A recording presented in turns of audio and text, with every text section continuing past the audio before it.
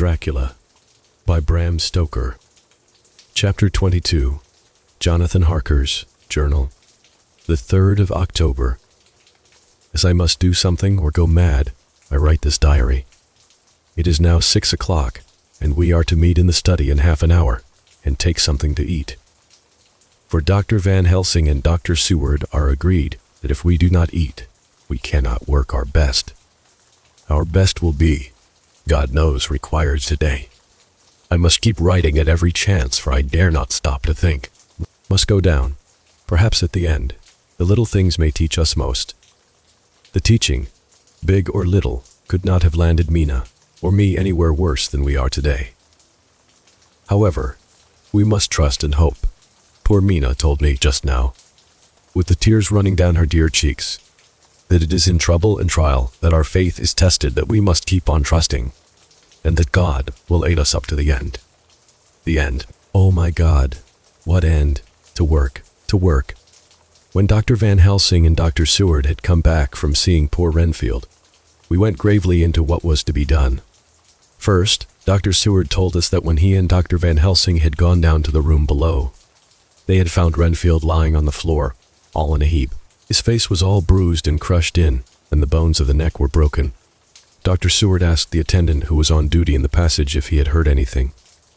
He said that he had been sitting down. He confessed to half-dozing when he heard loud voices in the room, and then Renfield had called out loudly several times, "God, God." After that there was a sound of falling, and when he entered the room he found him lying on the floor, face down, just as the doctors had seen him. Van Helsing asked if he had heard voices or a voice, and he said he could not say, that at first it had seemed to him as if there were two, but as there was no one in the room, it could have been only one. He could swear to it, if required, that the word God was spoken by the patient. Dr. Seward said to us, when we were alone, that he did not wish to go into the matter. The question of an inquest had to be considered, and it would never do to put forward the truth, as no one would believe it. As it was, he thought that on the attendant's evidence he could give a certificate of death by misadventure in falling from bed. In case the coroner should demand it, there would be a formal inquest, necessarily to the same result. When the question began to be discussed as to what should be our next step, the very first thing we decided was that Mina should be in full confidence, that nothing of any sort, no matter how painful, should be kept from her. She herself agreed as to its wisdom, and it was pitiful to see her so brave and yet so sorrowful, and in such a depth of despair. There must be no concealment, she said. Alas, we have had too much already, and besides, there is nothing in all the world that can give me more pain than I have already endured, than I suffer now. Whatever may happen, it must be of new hope or of new courage to me. Van Helsing was looking at her fixedly as she spoke, and said, suddenly but quietly, "But dear Madam Mina, are you not afraid, not for yourself, but for others from yourself, after what has happened?" Her face grew set in its lines, but her eyes shone with the devotion of a martyr. She answered, "Ah, no, for my mind is made up." "To what?" he asked gently. Whilst we were all very still, for each in our own way we had a sort of vague idea of what she meant, her answer came with direct simplicity, as though she were simply stating a fact. "Because if I find in myself, and I shall watch keenly for it, a sign of harm to any that I love, I shall die." "You would not kill yourself?" he asked, hoarsely. "I would, if there were no friend who loved me, who would save me such a pain and so desperate an effort." She looked at him meaningly as she spoke. He was sitting down, but now he rose and came close to her, and put his hand on her head as he said solemnly, "My child, there is such an one if it were for your good. For myself, I could hold it in my account with God to find such an euthanasia for you, even at this moment, if it were best. Nay, were it safe. But my child," for a moment he seemed choked, and a great sob rose in his throat. He gulped it down and went on, "There are here some who would stand between you and death. You must not die. You must not die by any hand, but least of all by your own, until the other, who has fouled your sweet life, is true dead. You must not die. For if he is still with the quick undead, your death would make you even as he is. No, you must live. You must struggle and strive to live, though death would seem a boon unspeakable. You must fight death himself. though he come to you in pain or in joy, by the day or the night, in safety or in peril. On your living soul I charge you that you do not die, nay, nor think of death, till this great evil be past." The poor dear grew white as death, and shock and shivered, as I have seen a quicksand shake and shiver at the incoming of the tide. We were all silent. We could do nothing. At length she grew more calm, and turning to him said, sweetly, but oh, so sorrowfully, as she held out her hand, "I promise you, my dear friend, that if God will let me live, I shall strive to do so till, if it may be in his good time, this horror may have passed away from me." She was so good and brave that we all felt that our hearts were strengthened to work and endure for her, and we began to discuss what we were to do. I told her that she was to have all the papers in the safe, and all the papers or diaries and phonographs we might hereafter use, and was to keep the record as she had done before. She was pleased with the prospect of anything to do, if pleased, could be used in connection with so grim an interest. As usual, Van Helsing had thought ahead of everyone else, and was prepared with an exact ordering of our work. "It is perhaps well," he said, "that at our meeting after our visit to Carfax we decided not to do anything with the earth boxes that lay there. Had we done so, the Count must have guessed our purpose, and would doubtless have taken measures in advance to frustrate such an effort with regard to the others. But now he does not know our intentions. Nay, more, in all probability, he does not know that such a power exists to us as can sterilize his lairs so that he cannot use them as of old. We are now so much further advanced in our knowledge as to their disposition that when we have examined the house in Piccadilly, we may track the very last of them. Today, then, is ours, and in it rests our hope. The sun that rose on our sorrow this morning guards us in its course until it sets tonight. That monster must retain whatever form he now has. He is confined within the limitations of his earthly envelope. He cannot melt into thin air nor disappear through cracks or chinks or crannies. If he go through a doorway, he must open the door like a mortal. And so we have this day to hunt out all his lairs and sterilize them. So we shall, if we have not yet, catch him and destroy him, drive him to bay in some place, where the catching and the destroying shall be, in time, sure. Here I started up, for I could not contain myself at the thought that the minutes and seconds so preciously laden with meanest life and happiness were flying from us, since whilst we talked action was impossible. But Van Helsing held up his hand warningly. "Nay, friend Jonathan," he said, "in this, the quickest way home is the longest way. So your proverbs say, we shall all act and act with desperate quick, when the time has come. But think, in all probable the key of the situation is in that house in Piccadilly. The Count may have many houses which he has bought. Of them he will have deeds of purchase, keys, and other things. He will have paper that he write on. He will have his book of checks. There are many belongings that he must have somewhere. Why not in this place so central, so quiet, where he come and go by the front or the back at all hour, when in the very vast of the traffic there is none to notice? We shall go there and search that house, and when we learn what it holds, then we do what our friend Arthur call, in his phrases of hunt, stop the earths, and so we run down our old fox. So, is it not? Then let us come at once," I cried. "We are wasting the precious, precious time." The professor did not move, but simply said, "And how are we to get into that house in Piccadilly?" "Anyway," I cried, "we shall break in if need be. And your police, where will they be? And what will they say?" I was staggered, but I knew that if he wished to delay, he had a good reason for it.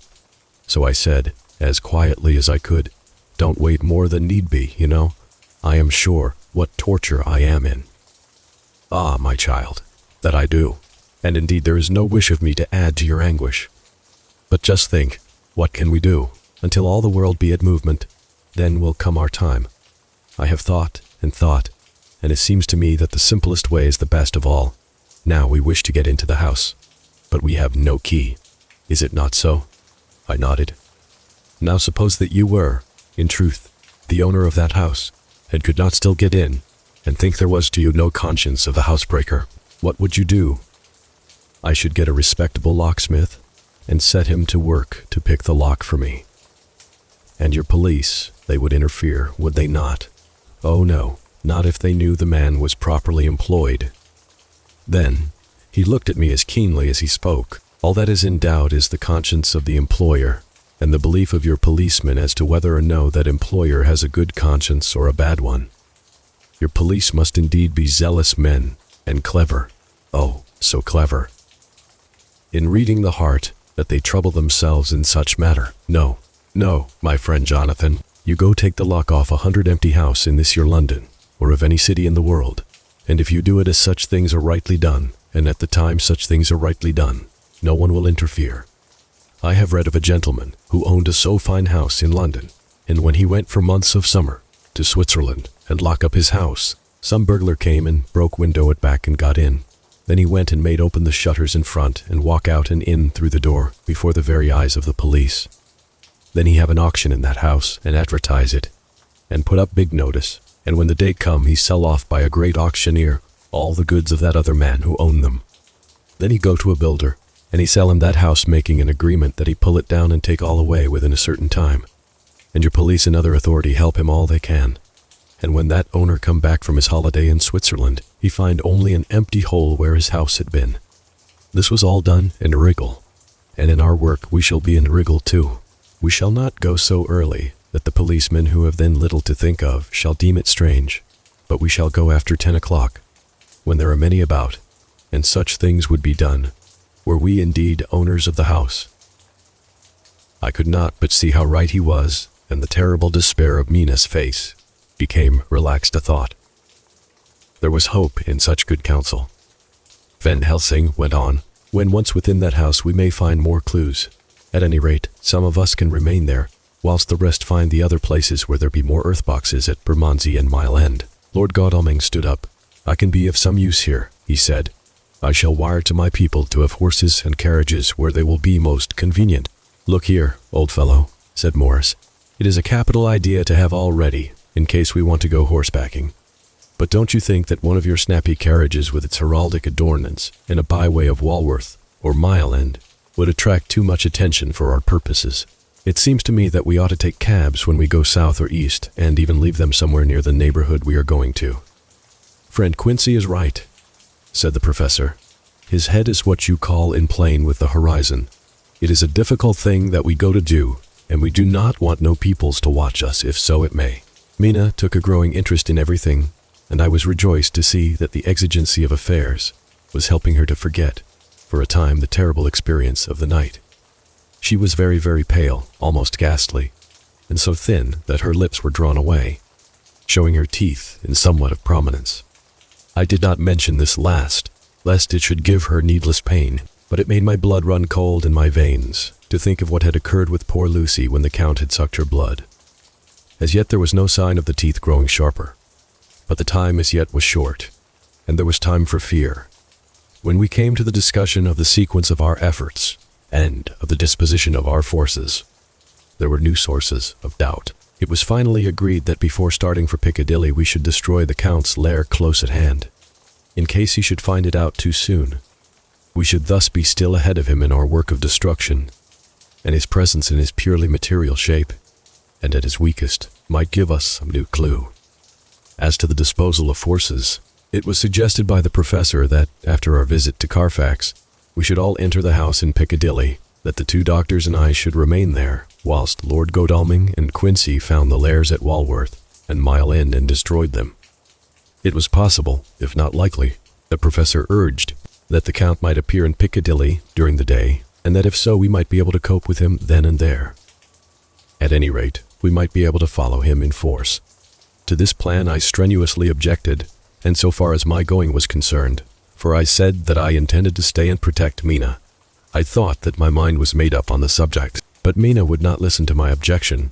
She said that there might be some law matter in which I could be useful, that amongst the Count's papers might be some clue which I could understand out of my experience in Transylvania, and that, as it was, all the strength we could muster was required to cope with the Count's extraordinary power. I had to give in, for Mina's resolution was fixed. She said that it was the last hope for her that we should all work together. As for me, she said, I have no fear. Things have been as bad as they can be, and whatever may happen must have in it some element of hope or comfort. Go, my husband. God can, if he wishes it, guard me as well alone as with anyone present. So I started up crying out, Then in God's name let us come at once, for we are losing time. The Count may come to Piccadilly earlier than we think, "Not so," said Van Helsing, holding up his hand. "But why?" I asked. "Do you forget," he said with actually a smile, "that last night he banqueted heavily and will sleep late?" Did I forget? Shall I ever? Can I ever? Can any of us ever forget that terrible scene? Mina struggled hard to keep her brave countenance, but the pain overmastered her, and she put her hands before her face and shuddered whilst she moaned. Van Helsing had not intended to recall her frightful experience. He had simply lost sight of her and her part in the affair in his intellectual effort.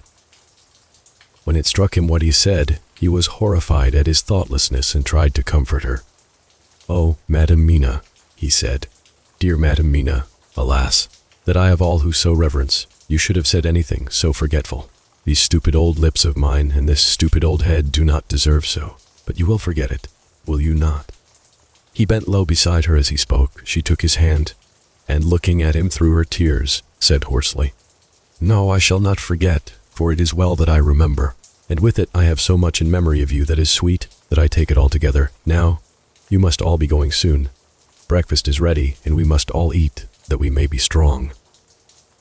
Breakfast was a strange meal to us all. We tried to be cheerful and encourage each other, and Mina was the brightest and most cheerful of us.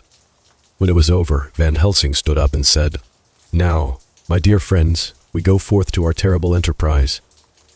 Are we all armed, as we were on that night, when first we visited our enemy's lair, armed against ghostly as well as carnal attack?"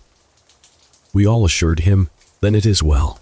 Now, Madam Mina, you are in any case quite safe here until the sunset. And before then, we shall return if we shall return. But before we go, let me see you armed against personal attack. I have myself, since you came down, prepared your chamber by the placing of things of which we know, so that he may not enter. Now, let me guard yourself. On your forehead, I touch this piece of sacred wafer in the name of the Father, the Son." And there was a fearful scream which almost froze our hearts to hear, as he had placed the wafer on Mina's forehead. It had seared, it had burned into the flesh as though it had been a piece of white-hot metal. My poor darling's brain had told her the significance of the fact, as quickly as her nerves received the pain of it, and the two so overwhelmed her that her overwrought nature had its voice in that dreadful scream. But the words to her thought came quickly. The echo of the scream had not ceased to ring on the air when there came the reaction, and she sank on her knees on the floor in an agony of abasement, pulling her beautiful hair over her face. As the leper of old his mantle, she wailed out, "Unclean, unclean. Even the Almighty shuns my polluted flesh. I must bear this mark of shame upon my forehead until the judgment day." They all paused. I had thrown myself beside her in an agony of helpless grief, and putting my arms around, held her tight. For a few minutes our sorrowful hearts beat together, whilst the friends around us turned away their eyes that ran tears silently. Then Van Helsing turned and said gravely, so gravely that I could not help feeling that he was in some way inspired and was stating things outside himself. "It may be that you may have to bear that mark till God himself see fit, as he most surely shall, on the judgment day, to redress all wrongs of the earth, and of his children that he has placed thereon. And oh, Madam Mina, my dear, may we who love you be there to see, when that red scar, the sign of God's knowledge of what has been, shall pass away, and leave your forehead as pure as the heart we know. For so surely as we live, that scar shall pass away when God sees right to lift the burden that is hard upon us. Till then we bear our cross, as his Son did in obedience to his will. It may be that we are chosen instruments of his good pleasure, and that we ascend to his bidding, as that other through stripes and shame, through tears and blood, through doubts and fears. And all that makes the difference between God and man. There was hope in his words, and comfort, and they made for resignation. Mina and I both felt so, and simultaneously we each took one of the old man's hands and bent over and kissed it. Then, without a word, we all knelt down together, and, all holding hands, swore to be true to each other.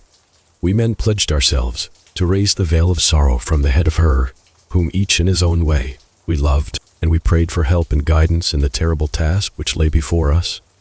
It was then time to start, so I said farewell to Mina, a parting which neither of us shall forget to our dying day, and we set out.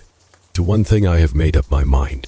If we find out that Mina must be a vampire in the end, then she shall not go into that unknown and terrible land alone. I suppose it is thus that in old times one vampire meant many, just as their hideous bodies could only rest in sacred earth.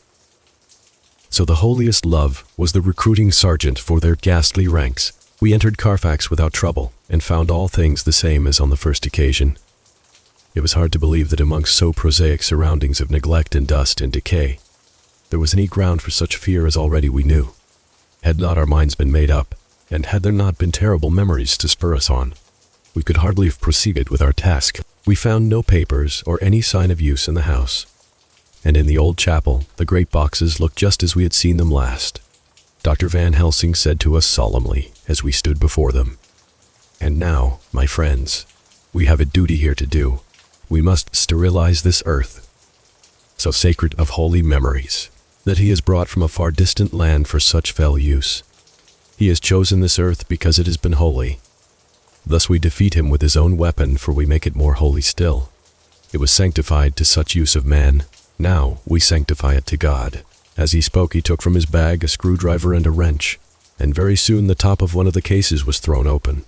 The earth smelled musty and close.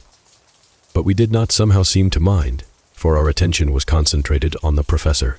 Taking from his box a piece of the sacred wafer, he laid it reverently on the earth, and then shutting down the lid began to screw it home, we aiding him as he worked. One by one we treated in the same way each of the great boxes, and left them as we had found them to all appearance. But in each was a portion of the host. When we closed the door behind us, the professor said solemnly, "So much is already done. If it may be that with all the others we can be so successful, then the sunset of this evening may shine on Madame Mina's forehead, all white as ivory, and with no stain." As we passed across the lawn on our way to the station to catch our train, we could see the front of the asylum.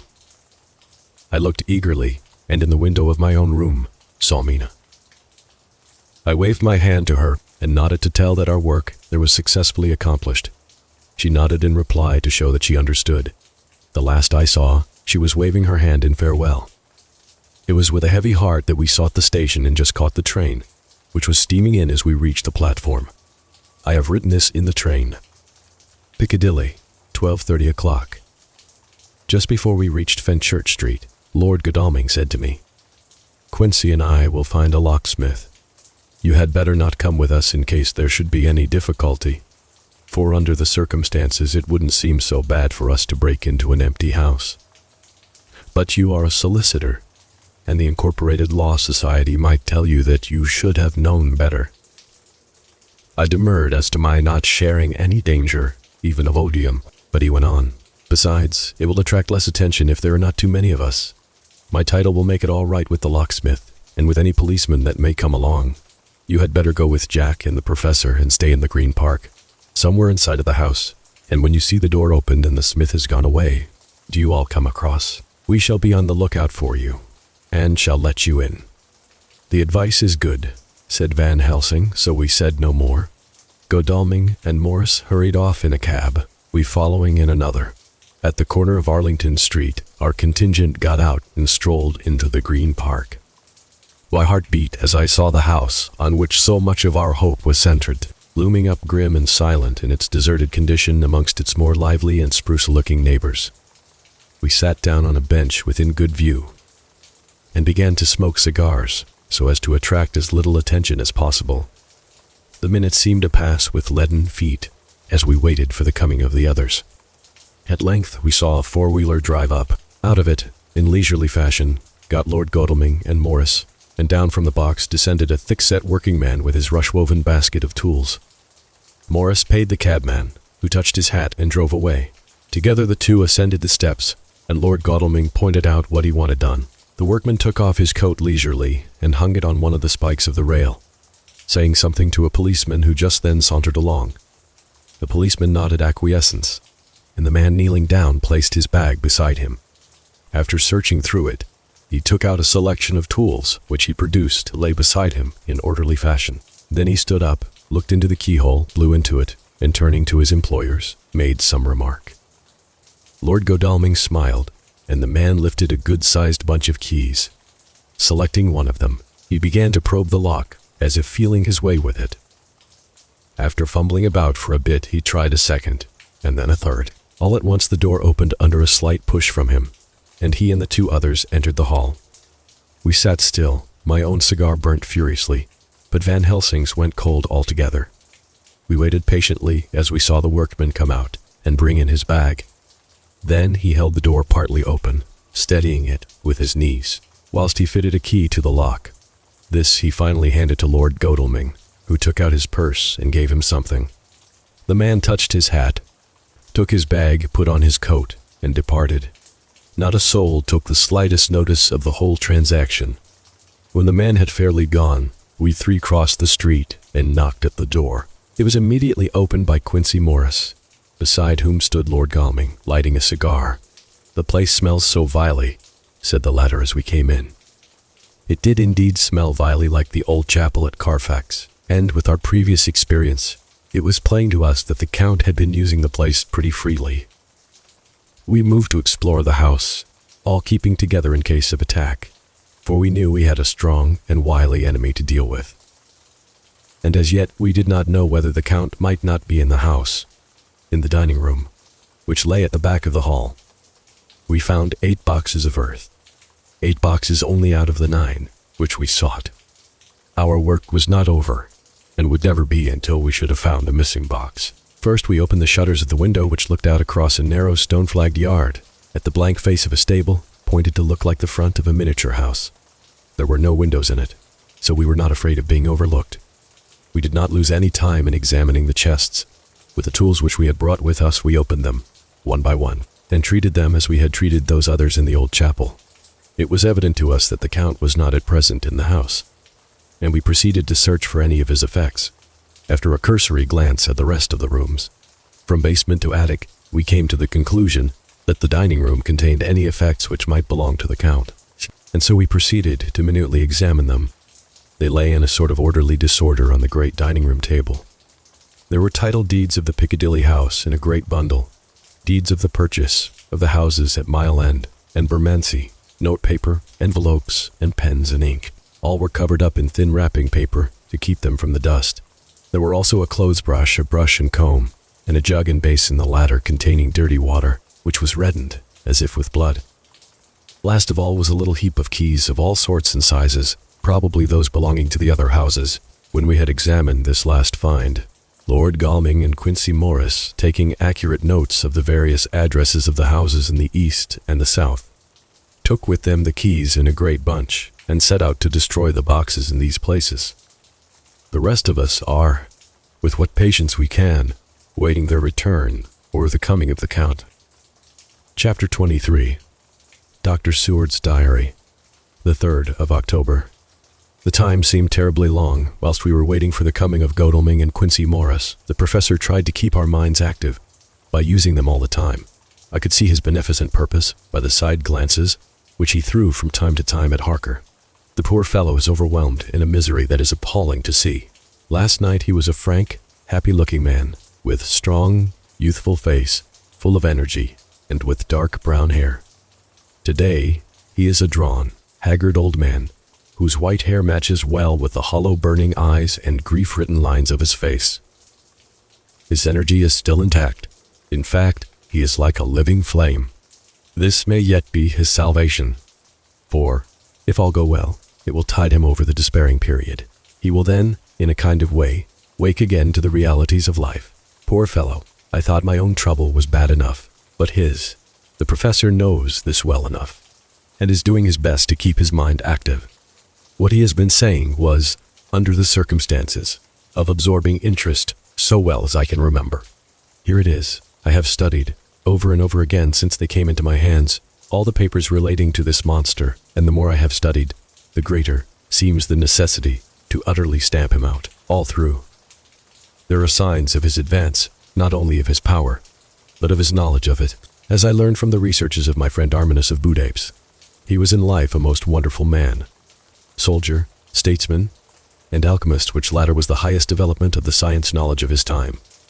He had a mighty brain, a learning beyond compare, and a heart that knew no fear and no remorse. He dared even to attend the scholaments, and there was no branch of knowledge of his time that he did not essay. Well, in him the brain powers survive the physical death, though it would seem that memory was not all complete. In some faculties of mind he has been, and is, only a child. But he is growing, and some things that were childish at the first are now of man's stature. He is experimenting, and doing it well, and if it had not been that we have crossed his path he may be yet if we fail the father or further of a new order of beings, whose road must lead through death. Not life, Harker groaned and said, and this is all arrayed against my darling. But how is he experimenting? The knowledge may help us to defeat him. He has all along, since his coming, been trying his power slowly but surely. That big child brain of his is working. Well, for us it is, as yet, a child brain, for had he dared, at the first, to attempt certain things he would long ago have been beyond our power. However, he means to succeed, and a man who has centuries before him can afford to wait and to go slow. Festina lenti may well be his motto. I fail to understand, said Harker wearily. Oh, do be more plain to me. Perhaps grief and trouble are dulling my brain. The professor laid his hand tenderly on his shoulder as he spoke. Ah, my child, I will be plain. Do you not see how, of late, this monster has been creeping into knowledge experimentally, how he has been making use of the Zophagus patient to effect his entry into friend John's home? For your vampire, though in all afterwards he can come when and how he will, must at the first make entry only when asked thereto by an inmate. But these are not his most important experiments. Do we not see how at the first all these so great boxes were moved by others? He knew not then, but that must be so. But all the time that so great child brain of his was growing, and he began to consider whether he might not himself move the box. So he began to help, and then, when he found that this be all right, he tried to move them all alone. And so he progress, and he scattered these graves of him, and none, but he know where they are hidden. He may have intend to bury them, deep in the ground, so that he only use them in the night, or at such time as he can change his form. They do him equal well, and none may know these are his hiding place. But, my child, do not despair. This knowledge come to him just too late. Already all of his lairs but one be sterilies as for him, and before the sunset this shall be so. Then he have no place where he can move and hide. I delayed this morning that so we might be sure. Is there not more at stake for us than for him? Then why we not be even more careful than him? By my clock, it is 1 hour and already, if all be well, friend Arthur and Quincy are on their way to us. Today is our day, and we must go sure, if slow, and lose no chance. See, there are 5 of us when those absent ones return. Whilst he was speaking, we were startled by a knock at the hall door. The double postman's knock of the telegraph boy. We all moved out to the hall with one impulse, and Van Helsing, holding up his hand to us to keep silence, stepped to the door and opened it. The boy handed in a dispatch. The professor closed the door again, and, after looking at the direction, opened it and read aloud. Look out for D. He is just now, 12:45, come from Carfax, hurriedly, and hasten towards the south. He seems to be going the round, and may want to see you, Mina. There was a pause, broken by Jonathan Harker's voice. Now, God be thanked, we shall soon meet. Van Helsing turned to him quickly and said, God will act in his own way and time. Do not fear, and do not rejoice as yet, for what we wish for at the moment may be our undoings. I care for nothing now, he answered hotly, except to wipe out this brute from the face of creation. I would sell my soul to do it. Oh, hush, hush, my child, said Van Helsing. God does not purchase souls in this wise, and the devil, though he may purchase, does not keep faith. But God is merciful, and just, and knows your pain, and your devotion to that dear Madam Mina. Think you, how her pain would be doubled, did she but hear your wild words. Do not fear any of us. We are all devoted to this cause, and today shall see the end. The time is coming for action. Today this vampire is limit to the powers of man. Until sunset he may not change. It will take him time to arrive here. See, it is 20 minutes past 1, and there are yet some times before he can hither come, be he never so quick. What we must hope for is that my Lord Arthur and Quincy arrive first. About half an hour after we had received Mrs. Harker's telegram, there came a quiet, resolute knock at the hall door. It was just an ordinary knock such as is given hourly by thousands of gentlemen, but it made the professor's heart and mine beat loudly. We looked at each other and together moved out into the hall. We each held ready to use our various armaments, the spiritual in the left hand, the mortal in the right. Van Helsing pulled back the latch and, holding the door half open, stood back, having both hands ready for action. The gladness of our hearts must have shone upon our faces when on the step, close to the door, we saw Lord Godalming and Quincey Morris. They came quickly in and closed the door behind them, the former saying, as they moved along the hall, "It is all right.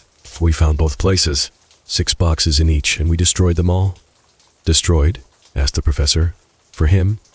We were silent for a minute, and then Quincey said, "There's nothing to do but to wait here.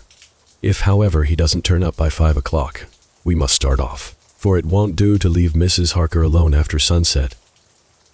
"He will be here before long now," said Van Helsing, who had been consulting his pocketbook. Nota bene, in Madame's telegram, he went south from Carfax. That means he went to cross the river, and he could only do so at slack of tide, which should be something before 1 o'clock. That he went south has a meaning for us. He is as yet only suspicious, and he went from Carfax first, to the place where he would suspect interference least. You must have been at Bermondsey only a short time before him. That he is not here already shows that he went to Mile End next. This took him some time, or he would then have to be carried over the river in some way. Believe me, my friends, we shall not have long to wait now. We should have ready some plan of attack, so that we may throw away no chance. Hush, there is no time now. Have all your arms. Be ready. He held up a warning hand as he spoke, for we all could hear a key softly inserted in the lock of the hall door.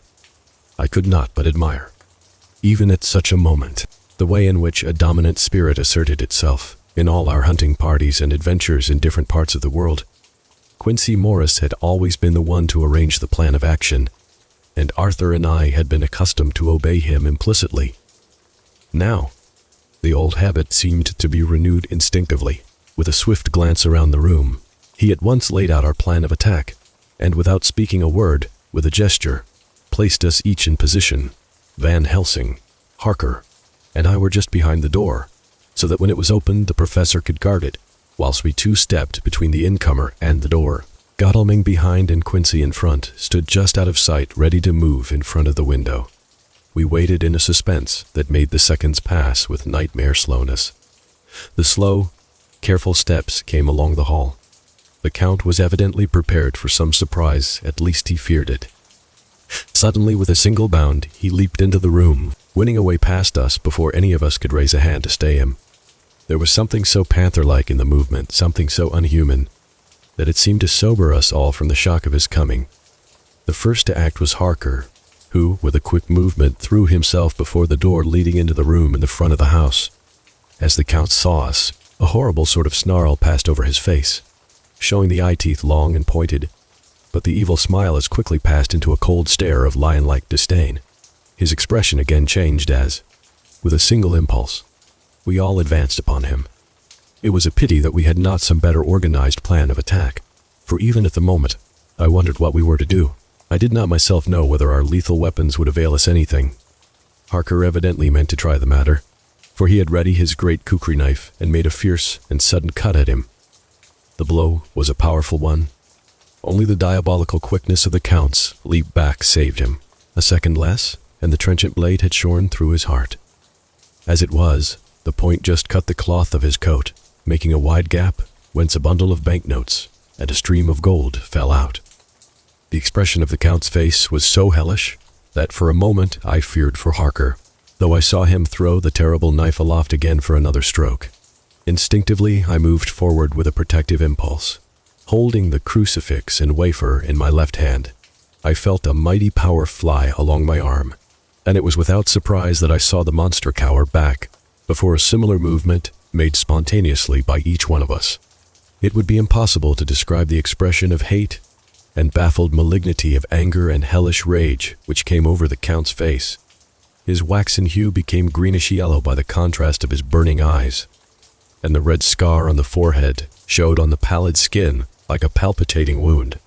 The next instant, with a sinuous dive, he swept under Harker's arm, ere his blow could fall, and, grasping a handful of the money from the floor, dashed across the room, threw himself at the window. Amid the crash and glitter of the falling glass, he tumbled into the flagged area below. Through the sound of the shivering glass, I could hear the ting of the gold as some of the sovereigns fell on the flagging. We ran over and saw him spring unhurt from the ground. He rushing up the steps, crossed the flagged yard, and pushed open the stable door. There he turned and spoke to us. "You think to baffle me, you with your pale faces all in a row, like sheep in a butcher's. You shall be sorry yet, each one of you. You think you have left me without a place to rest, but I have more. My revenge has just begun. I spread it over centuries, and time is on my side. Your girls that you all love are mine already, and through them, you and others shall yet be mine, my creatures, to do my bidding and to be my jackals when I want to feed." Bah! With a contemptuous sneer, he passed quickly through the door, and we heard the rusty bolt creak as he fastened it behind him. A door beyond opened and shut. The first of us to speak was the professor, as, realizing the difficulty of following him through the stable, we moved toward the hall. "We have learnt something much, notwithstanding his brave words. He fears us, he fear time, he fear want. For if not, why he hurry so? His very tone betray him. Or my ears deceive, why take that money? You follow quick. You are hunters of wild beast, and understand it so. For me, I make sure that nothing here may be of use to him, if so that he return." As he spoke, he put the money remaining into his pocket, took the title deeds in the bundle as Harker had left them, and swept the remaining things into the open fireplace, where he set fire to them with a match. Godalming and Morris had rushed out into the yard, and Harker had lowered himself from the window to follow the Count. He had, however, bolted the stable door, and by the time they had forced it open, there was no sign of him.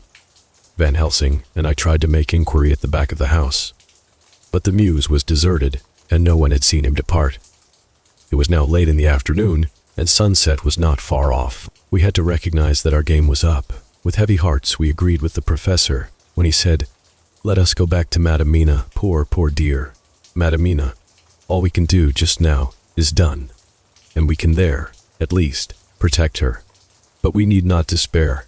There is but one more earth box, and we must try to find it. When that is done, all may yet be well." I could see that he spoke as bravely as he could to comfort Harker.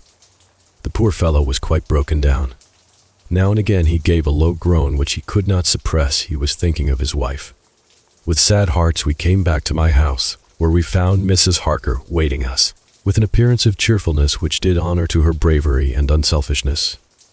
When she saw our faces, her own became as pale as death. For a second or two, her eyes were closed as if she were in secret prayer, and then she said cheerfully, "I can never thank you all enough. Oh, my poor darling." As she spoke, she took her husband's gray head in her hands and kissed it. "Lay your poor head here and rest it. All will yet be well, dear.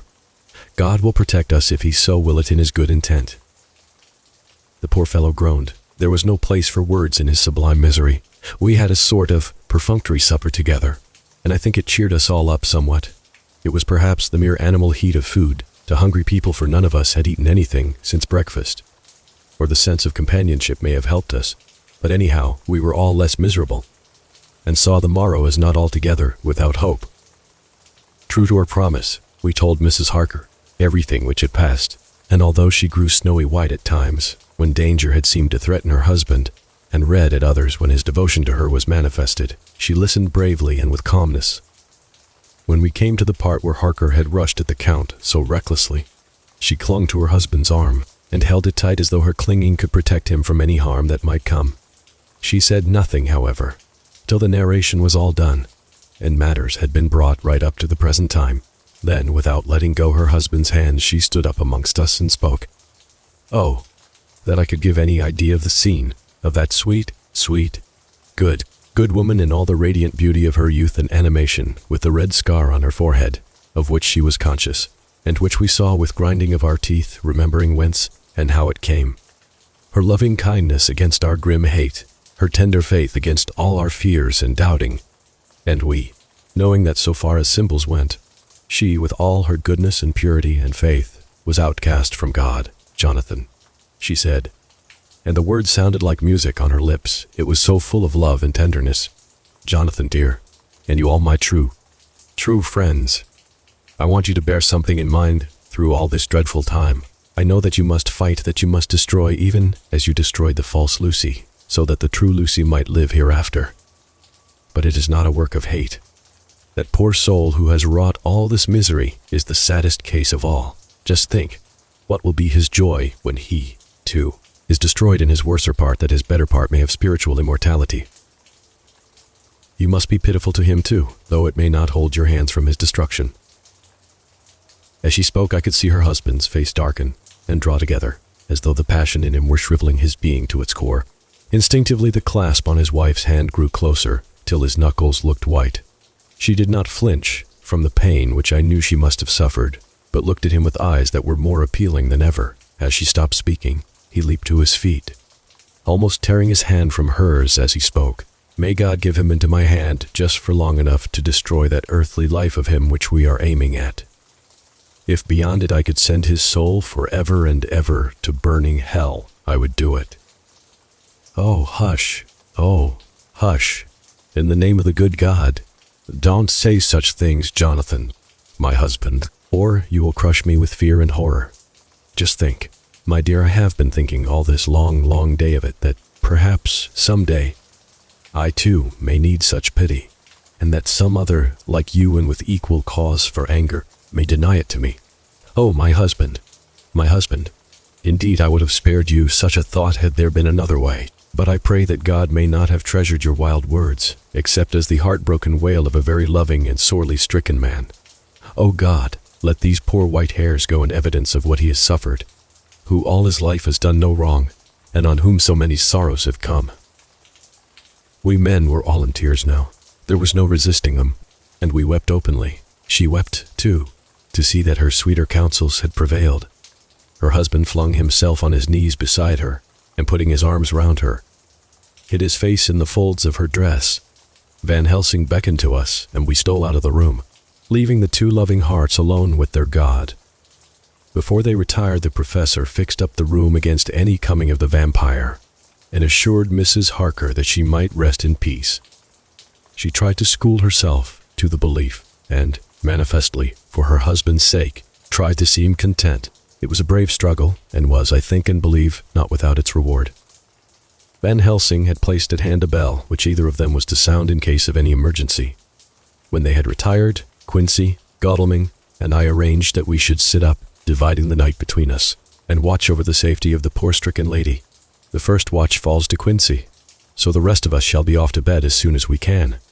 Godalming has already turned in, for his is the second watch.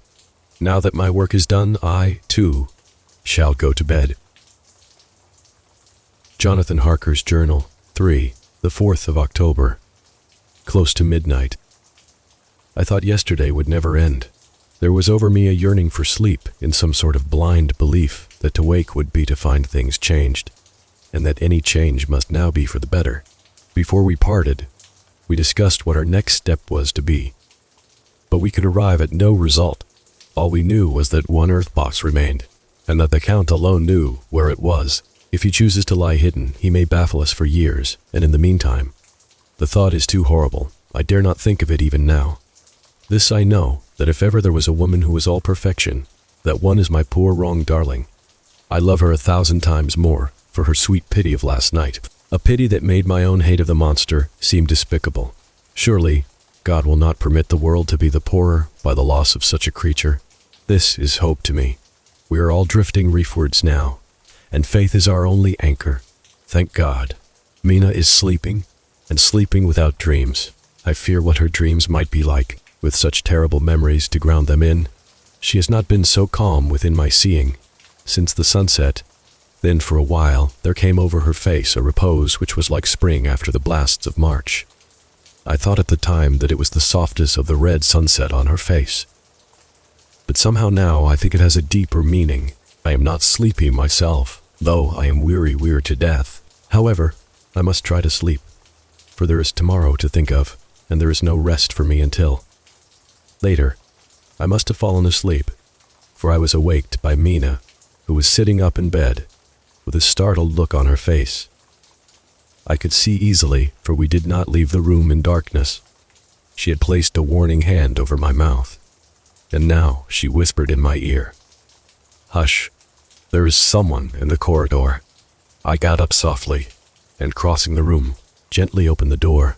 Just outside, stretched on a mattress, lay Mr. Morris, wide awake.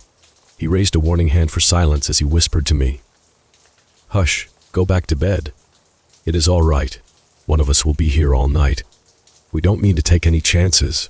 His look and gesture forbade discussion, so I came back and told Mina. She sighed, and positively a shadow of a smile stole over her poor pale face as she put her arms round me and said softly, "Oh, thank God for good brave men."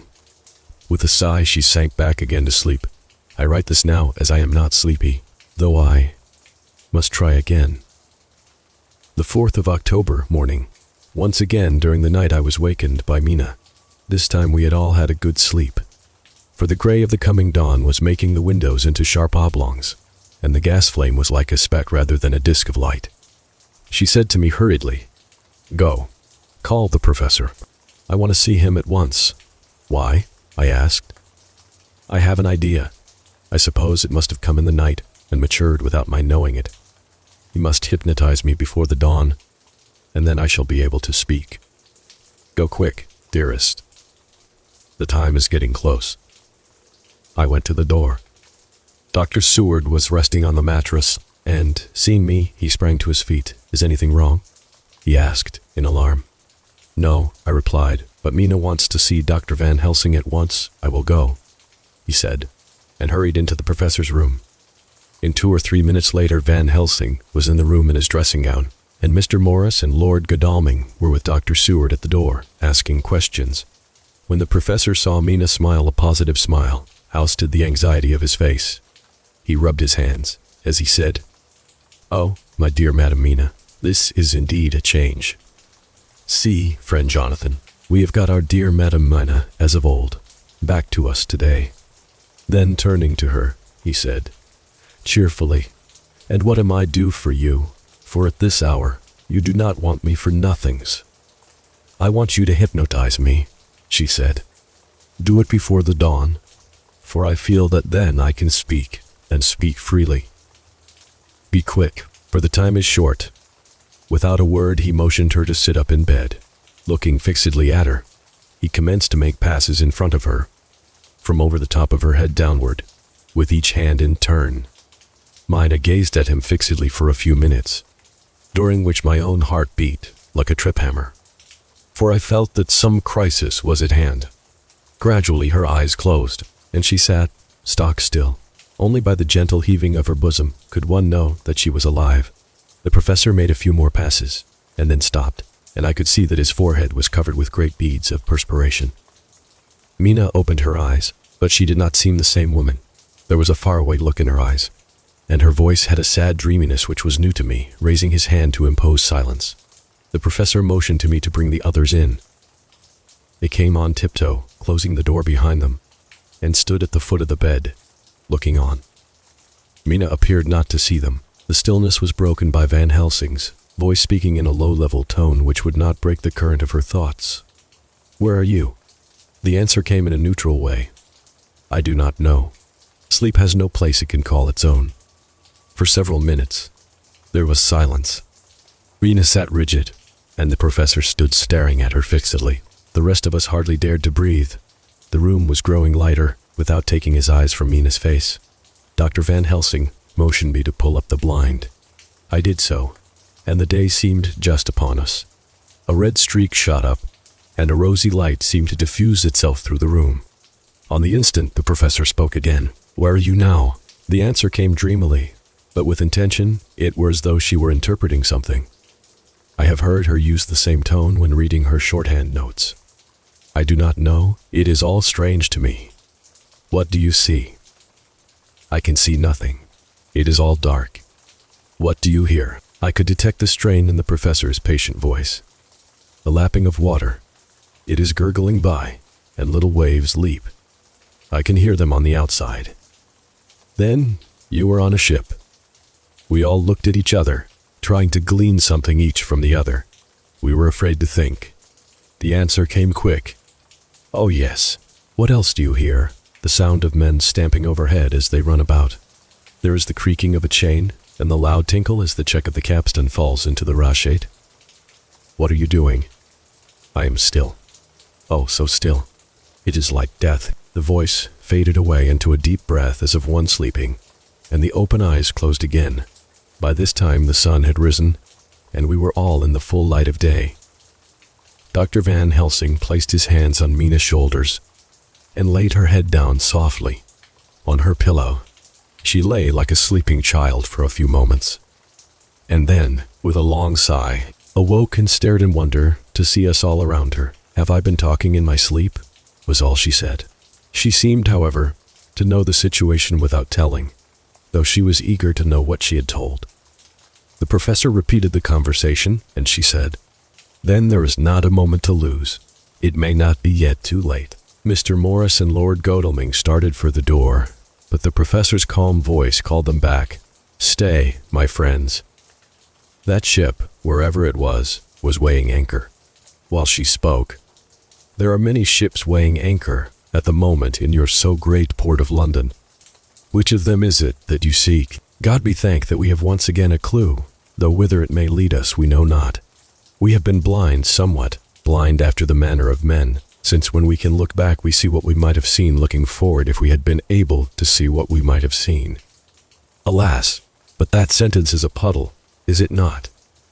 We can know now what was in the Count's mind when he seized that money, though Jonathan's so fierce knife put him in the danger that even he dread. He meant escape. Hear me, escape. He saw that with but one earth box left, and a pack of men following like dogs after a fox, this London was no place for him. He have take his last earth box on board a ship, and he leave the land. He think to escape, but no. We follow him, tally-ho, as friend Arthur would say when he put on his red frock. Our old fox is wily, oh, so wily, and we must follow with wile. I too am wily, and I think his mind in a little while. In meantime we may rest and in peace, for there are waters between us which he do not want to pass, and which he could not if he would, unless the ship were to touch the land, and then only at full or slack tide. See, and the sun is just rose, and all day to sunset is to us. Let us take bath, and dress, and have breakfast which we all need, and which we can eat comfortably, since he be not in the same land with us." Mina looked at him appealingly as she asked, "But why need we seek him further when he has gone away from us?" He took her hand and patted as he replied, "Ask me nothings as yet. When we have breakfast, then I answer all questions." He would say no more, and we separated to dress. After breakfast Mina repeated her question. He looked at her gravely for a minute, and then said sorrowfully, "Because my dear, dear Madam Mina, now more than ever must we find him, even if we have to follow him to the jaws of hell." She grew paler as she asked faintly, "Why?" "Because," he answered solemnly, "he can live for centuries, and you are but mortal woman. Time is now to be dreaded, since once he put that mark upon your throat." I was just in time to catch her as she fell forward in a faint. Chapter 24. Dr. Seward's Phonograph Diary, spoken by Van Helsing. This to Jonathan Harker. "You are to stay with your dear Madam Mina. We shall go to make our search, if I can call it so. For it is not search, but knowing, and we seek confirmation only. But do you stay and take care of her today. This is your best and most holiest office. This day nothing can find him here. Let me tell you that, so you will know what we foreknow already, for I have tell them. He, our enemy, have gone away. He have gone back to his castle in Transylvania. I know it so well, as if a great hand of fire wrote it on the wall. He have prepared for this in some way, and that last earth box was ready to ship somewheres. For this he took the money. For this he hurry at the last, lest we catch him before the sun go down. It was his last hope, save that he might hide in the tomb that he think poor Miss Lucy, being as he thought like him, keep open to him. But there was not of time. When that fail he makes straight for his last resource, his last earthwork, I might say, did I wish double entente. He is clever. Oh, so clever. He know that his game here was finish. And so he decide he go back home. He find ship going by the route he came, and he go in it. We go off now to find what ship and whither bound. When we have discovered that, we come back and tell you all. Then we will comfort you and poor dear Madam Mina with new hope, for it will be hope when you think it over that all is not lost. This very creature that we pursue, he take hundreds of years to get so far as London, and yet in one day, when we know the disposal of him, we drive him out. He is finite, though he is powerful to do much harm and suffers not as we do. But we are strong, each in our purpose, and we are all more strong together. Take heart afresh, dear husband of Madam Mina. This battle has but begun, and in the end we shall win, so sure as that God sits on high to watch over his children. Therefore, be of much comfort till we return. Van Helsing. Jonathan Harker's Journal. The 4th of October. When I read to Mina Van Helsing's message in the phonograph, the poor girl brightened up considerably. Already the certainty that the Count is out of the country has given her comfort, and comfort is strength to her. For my own part, now that his horrible danger is not face to face with us, it seems almost impossible to believe in it. Even my own terrible experiences in Castle Dracula seem like a long-forgotten dream. Here in the crisp autumn air and the bright sunlight, alas, how can I disbelieve? In the midst of my thought, my eye fell on the red scar on my poor darling's white forehead. Whilst that lasts, there can be no disbelief, and afterwards the very memory of it will keep faith crystal clear. Mina and I fear to be idle, so we have been over all the diaries again and again. Somehow, although the reality seems greater each time, the pain and the fear seem less. There is something of a guiding purpose manifest throughout, which is comforting. Mina says that perhaps we are the instruments of ultimate good. It may be. I shall try to think as she does. We have never spoken to each other yet of the future. It is better to wait till we see the professor and the others after their investigations. The day is running by more quickly than I ever thought a day could run for me again. It is now 3 o'clock. Mina Harker's Journal, the 5th of October, 5 p.m.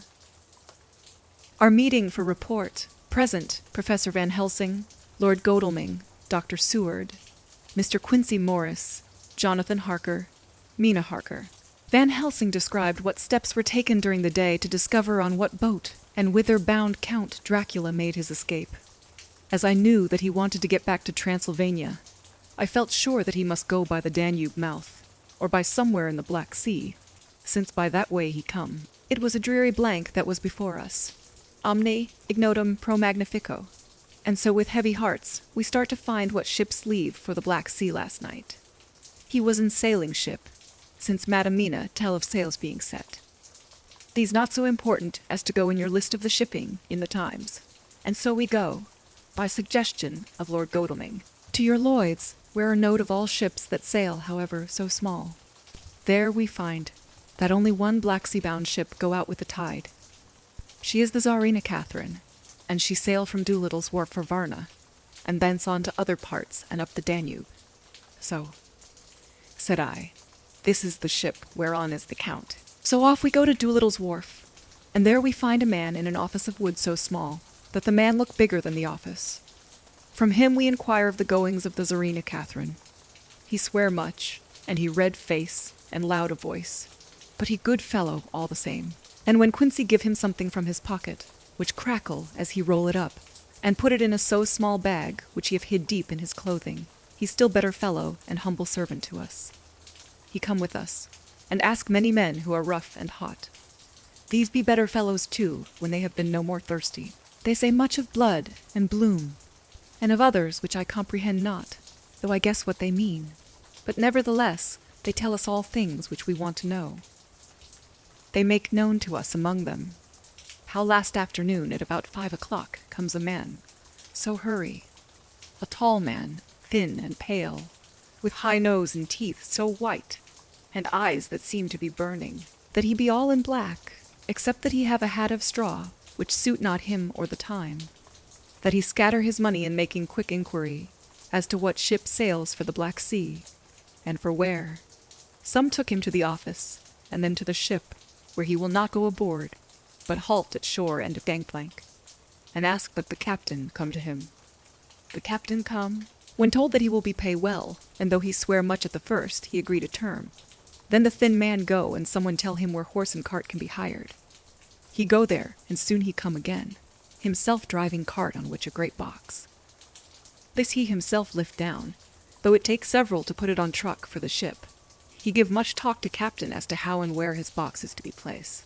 But the captain like it not, and swear at him in many tongues, and tell him that if he like, he can come and see where it shall be. But he say no, that he come not yet, for that he have much to do. Whereupon the captain tell him that he had better be quick with blood, for that his ship will leave the place of blood before the turn of the tide with blood. Then the thin man smile, and say that of course he must go when he think fit, but he will be surprised if he go quite so soon.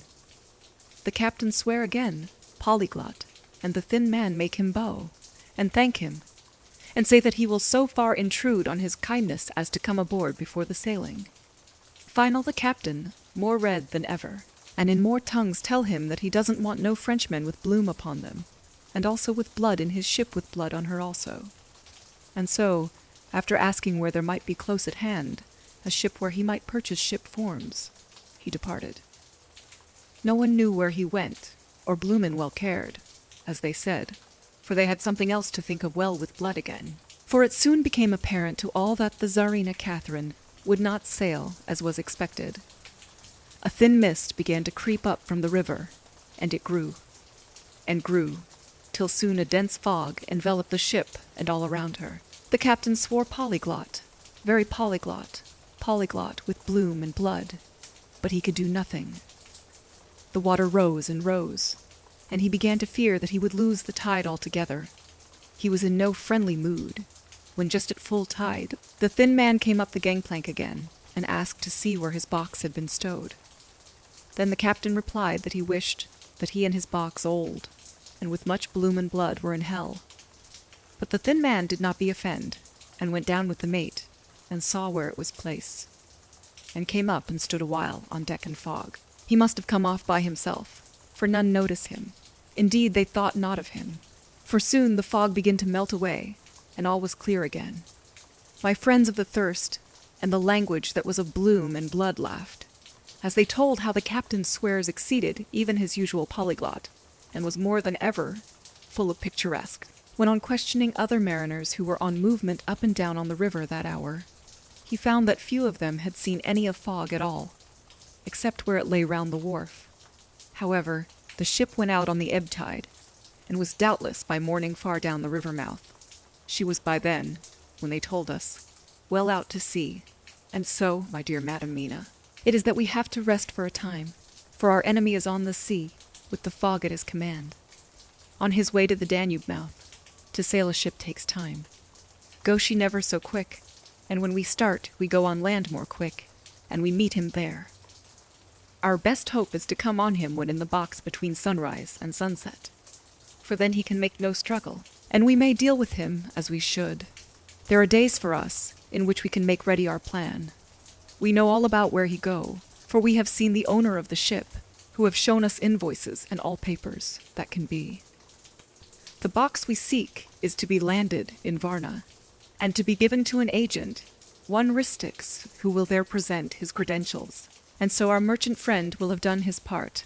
When he asks if there be any wrong, for that so, he can telegraph and have inquiry made at Varna. We say no, for what is to be done is not for police or of the customs. It must be done by us alone, and in our own way. When Dr. Van Helsing had done speaking, I asked him if he were certain that the Count had remained on board the ship. He replied, "We have the best proof of that. Your own evidence, when in the hypnotic trance this morning." I asked him again if it were really necessary that they should pursue the Count, for I dread Jonathan leaving me, and I know that he would surely go if the others went. He answered in growing passion, at first quietly. As he went on, however, he grew more angry and more forceful, till in the end we could not but see wherein was. At least some of that personal dominance which made him so long a master amongst men. Yes, it is necessary. For your sake in the first, and then for the sake of humanity. This monster has done much harm already, in the narrow scope where he finds himself, and in the short time, when as yet he was only as a body groping his so small measure, in darkness, and not knowing. All this have I told these others. You, my dear Madam Mina, will learn it in the phonograph of my friend John, or in that of your husband. I have told them how the measure of leaving his own barren land, barren of peoples, and coming to a new land where life of man teems till they are like the multitude of standing corn, was the work of centuries. Were another of the undead, like him, to try to do what he has done, perhaps not all the centuries of the world that have been, or that will be, could aid him. With this one, all the forces of nature that are occult and deep and strong must have worked together in some wondrous way. The very place where he had been alive, undead for all these centuries, is full of strangeness of the geologic and chemical world. There are deep caverns and fissures that reach none know whither. There have been volcanoes, some of whose openings still send out waters of strange properties, and gases that kill or make to vivify. Doubtless, there is something magnetic or electric in some of these combinations of occult forces, which work for physical life in strange way, and in himself were from the first some great qualities. In a hard and warlike time, he was celebrate that he have more iron nerve, more subtle brain, more braver heart than any man. In him some vital principle have in strange way found their utmost, and as his body keeps strong and grow and thrive, so his brain grow too. All this without that diabolic aid which is surely to him, for it have to yield to the powers that come from, and are, symbolic of good. And now this is what he is to us. He have infect you. Oh, forgive me, my dear, that I must say such, but it is for good of you that I speak. He infect you in such wise, that even if he do no more, you have only to live in your own old sweet way. And so, in time, death, which is of man's common lot, and with God's sanction, shall make you like to him. This must not be. We have sworn together that it must not. Thus are we ministers of God's own wish, that the world, and men for whom his Son die, will not be given over to monsters, whose very existence would defame him. He have allowed us to redeem one soul already, and we go out as the old knights of the cross to redeem more. Like them we shall travel towards the sunrise, and like them, if we fall in good cause. He paused, and I said, but will not the Count take his rebuff wisely? Since he has been driven from England, will he not avoid it, as a tiger does the village from which he has been hunted? Aha, he said, your simile of the tiger good. For me, and I shall adopt him. Your man-eater, as they of India call the tiger who has once tasted blood of the human, care no more for the other prey, but prowl unceasing till he get him. This, that we hunt from our village, is a tiger too, a man-eater, and he never cease to prowl. Nay, in himself, he is not one to retire and stay afar. In his life, his living life, he go over the Turkey frontier, and attack his enemy on his own ground. He be beaten back. But did he stay? No, he come again, and again, and again. Look at his persistence and endurance. With the child brain that was to him, he have long since conceived the idea of coming to a great city. What does he do? He find out the place of all the world most of promise for him. Then he deliberately set himself down to prepare for the task. He find in patience just how is his strength, and what are his powers. He study new tongues. He learn new social life, new environment of old ways, the politic, the law, the finance, the science, the habit of a new land, and a new people who have come to be since he was. His glimpse that he have had, whet his appetite only, and in keen his desire. Nay, it help him to grow as to his brain, for it all proved to him how right he was at the first in his surmises. He have done this alone, all alone, from a ruined tomb in a forgotten land. What more may he not do when the greater world of thought is open to him? He that can smile at death, as we know him, who can flourish in the midst of diseases that kill off whole peoples. Oh, if such an one was to come from God, and not the devil, what a force for good might he not be in this old world of ours? But we are pledged to set the world free. Our toil must be in silence, and our efforts all in secret, For in this enlightened age, when men believe not even what they see, the doubting of wise men would be his greatest strength. It would be at once his sheath and his armor, and his weapons to destroy us, his enemies, who are willing to peril even our own souls for the safety of one we love, for the good of mankind, and for the honor and glory of God. After a general discussion, it was determined that for tonight nothing be definitely settled, that we should all sleep on the facts, and try to think out the proper conclusions. Tomorrow, at breakfast, we are to meet again, and after making our conclusions known to one another, we shall decide on some definite cause of action. I feel a wonderful peace and rest tonight. It is as if some haunting presence were removed from me. Perhaps my surmise was not finished, could not be, for I caught sight in the mirror of the red mark upon my forehead, and I knew that I was still unclean. Dr. Seward's Diary. The 5th of October. We all rose early, and I think that sleep did much for each and all of us. When we met at early breakfast, there was more general cheerfulness than any of us had ever expected to experience again. It is really wonderful how much resilience there is in human nature. Let any obstructing cause, no matter what, be removed in any way, even by death, and we fly back to first principles of hope and enjoyment. More than once, as we sat around the table, my eyes opened in wonder whether the whole of the past days had not been a dream. It was only when I caught sight of the red blotch on Mrs. Harker's forehead that I was brought back to reality. Even now, when I am gravely revolving the matter, it is almost impossible to realize that the cause of all our trouble is still existent. Even Mrs. Harker seems to lose sight of her trouble for whole spells. It is only now and again, when something recalls it to her mind, that she thinks of her terrible scar. We are to meet here in my study in half an hour and decide on our course of action. I see only one immediate difficulty. I know it by instinct rather than reason. We shall all have to speak frankly. And yet I fear that in some mysterious way poor Mrs. Harker's tongue is tied. I know that she forms conclusions of her own, and from all that has been, I can guess how brilliant and how true they must be. But she will not, or cannot, give them utterance. I have mentioned this to Van Helsing, and he and I are to talk it over when we are alone. I suppose it is some of that horrid poison which has got into her veins beginning to work. The Count had his own purposes when he gave her what Van Helsing called the vampire's baptism of blood. Well, there may be a poison that distills itself out of good things.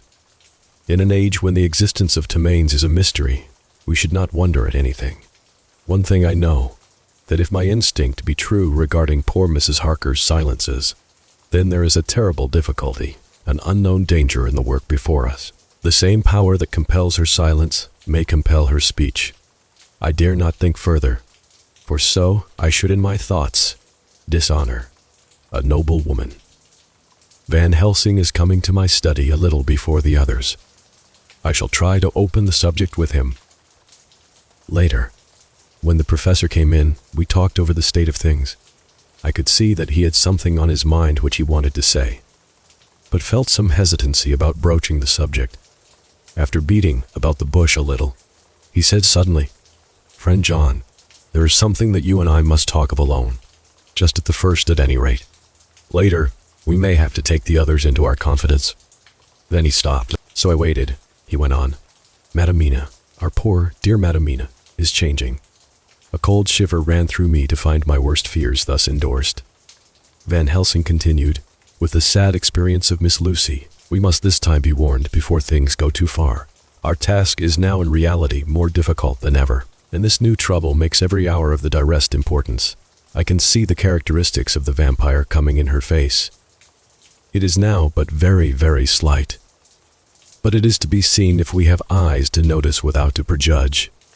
Her teeth are some sharper, and at times her eyes are more hard. But these are not all. There is to her the silence now often, as so it was with Miss Lucy. She did not speak, even when she wrote that which she wished to be known later. Now my fear is this, if it be that she can, by our hypnotic trance, tell what the Count see and hear. Is it not more true that he who have hypnotized her first, and who have drink of her very blood, and make her drink of his, should, if he will, compel her mind to disclose to him that which she know?" I nodded acquiescence. He went on, Then what we must do is to prevent this. We must keep her ignorant of our intent, and so she cannot tell what she know not. This is a painful task. Oh, so painful that it heartbreak me to think of, but it must be. When today we meet, I must tell her that, for reason which we will not to speak, she must not more be of our counsel, but be simply guarded by us." He wiped his forehead, which had broken out in profuse perspiration at the thought of the pain which he might have to inflict upon the poor soul. Already so tortured, I knew that it would be some sort of comfort to him if I told him that I also had come to the same conclusion. For at any rate, it would take away the pain of doubt. I told him, and the effect was as I expected. It is now close to the time of our general gathering. Van Helsing has gone away to prepare for the meeting, and is painful part of it. I really believe his purpose is to be able to pray alone. Later, at the very outset of our meeting, a great personal relief was experienced by both Van Helsing and myself. Mrs. Harker had sent a message by her husband to say that she would not join us at present, as she thought it better that we should be free to discuss our movements without her presence to embarrass us. The professor and I looked at each other for an instant, and somehow we both seemed relieved.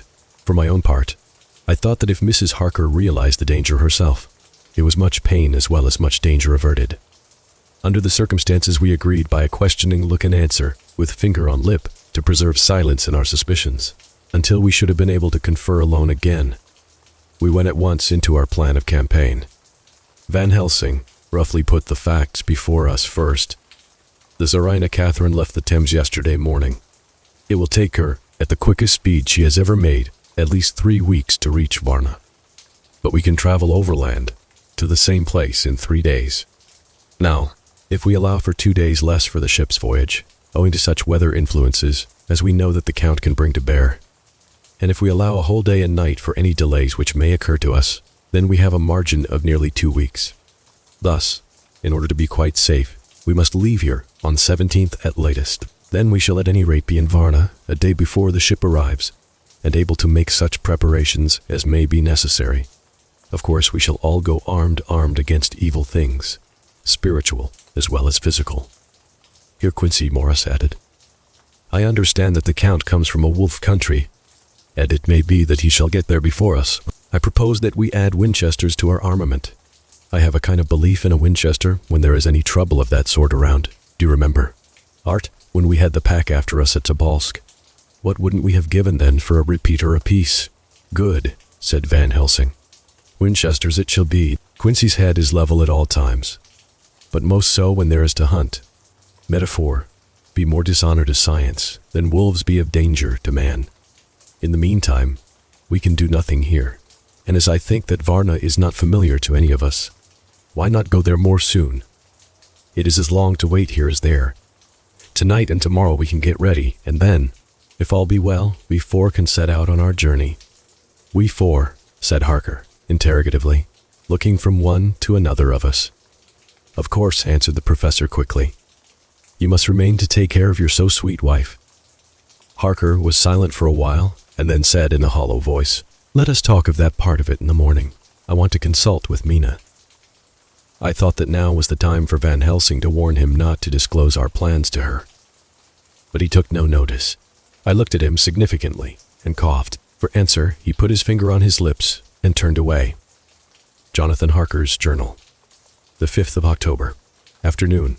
For some time after our meeting this morning, I could not think.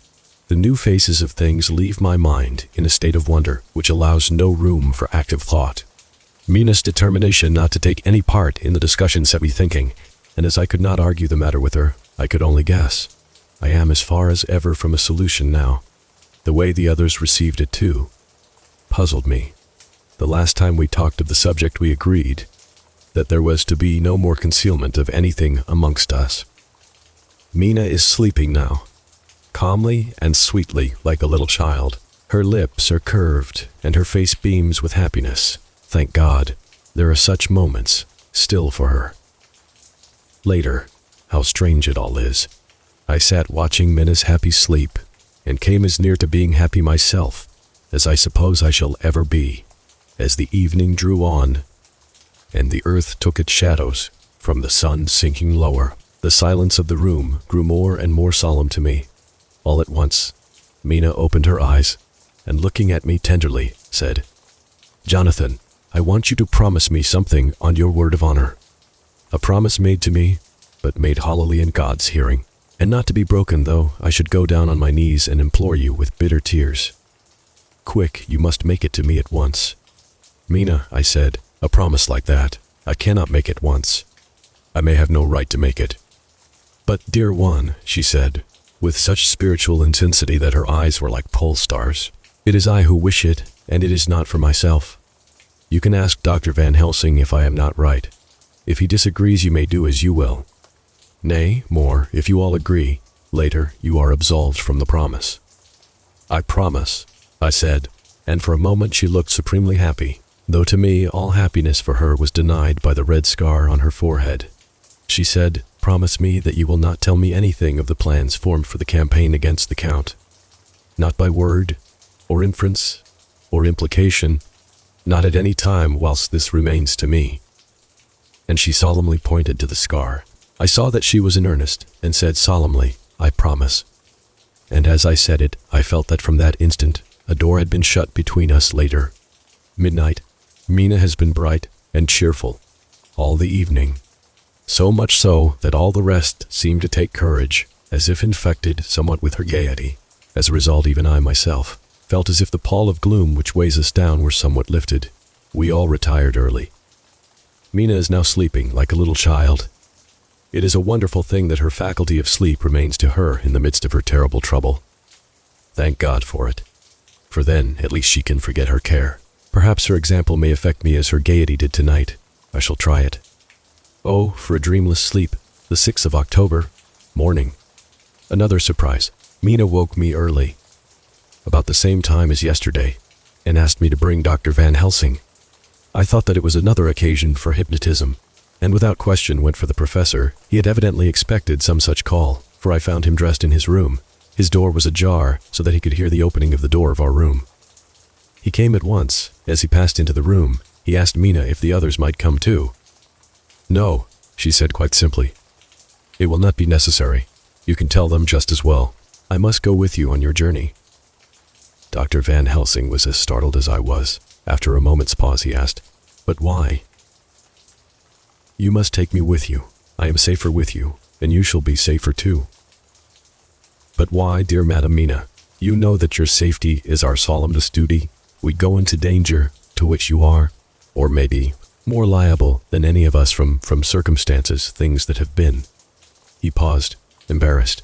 As she replied, she raised her finger and pointed to her forehead. "I know, that is why I must go. I can tell you now, whilst the sun is coming up, I may not be able again. I know that when the Count wills me, I must go. I know that if he tells me to come in secret, I must come by wile, by any device to hoodwink even Jonathan." God saw the look that she turned on me as she spoke, and if there be indeed a recording angel, that look is noted to her everlasting honor. I could only clasp her hand. I could not speak. My emotion was too great for even the relief of tears. She went on, "You men are brave and strong. You are strong in your numbers, for you can defy that which would break down the human endurance of one who had to guard alone. Besides, I may be of service, since you can hypnotize me, and so learn that which even I, myself, do not know." Dr. Van Helsing said very gravely, "Madam Mina, you are, as always, most wise. You shall with us come, and together we shall do that which we go forth to achieve." When he had spoken, Mina's long spell of silence made me look at her. She had fallen back on her pillow asleep. She did not even wake when I had pulled up the blind and let in the sunlight which flooded the room. Van Helsing motioned to me to come with him quietly. We went to his room, and within a minute Lord Godalming, Dr. Seward, and Mr. Morris were with us also. He told them what Mina had said, and went on. "In the morning, we shall leave for Varna. We have now to deal with a new factor, Madam Mina. Oh, but her soul is true. It is to her an agony to tell us so much as she has done, but it is most right, and we are warned in time. There must be no chance lost, and in Varna we must be ready to act the instant when that ship arrives." "What shall we do exactly?" asked Mr. Morris laconically. The professor paused before replying.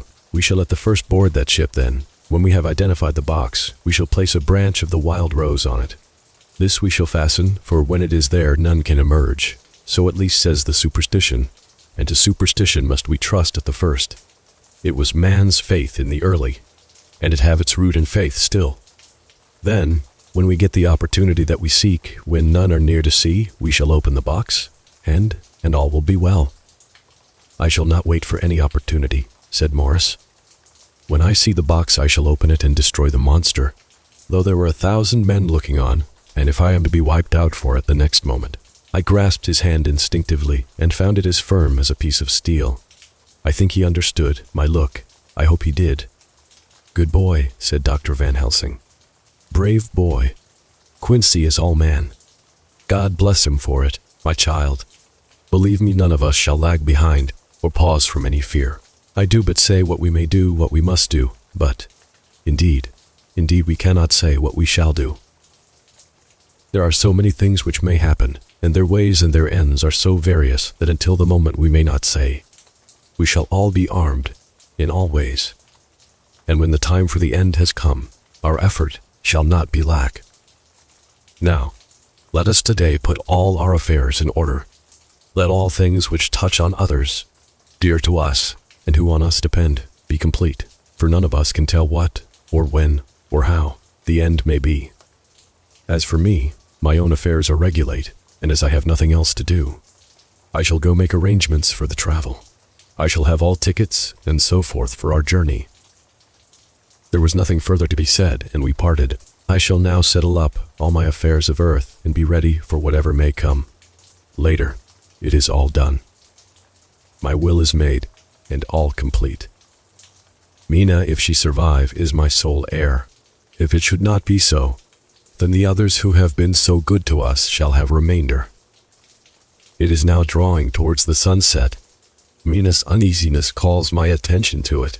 I am sure that there is something on her mind which the time of exact sunset will reveal.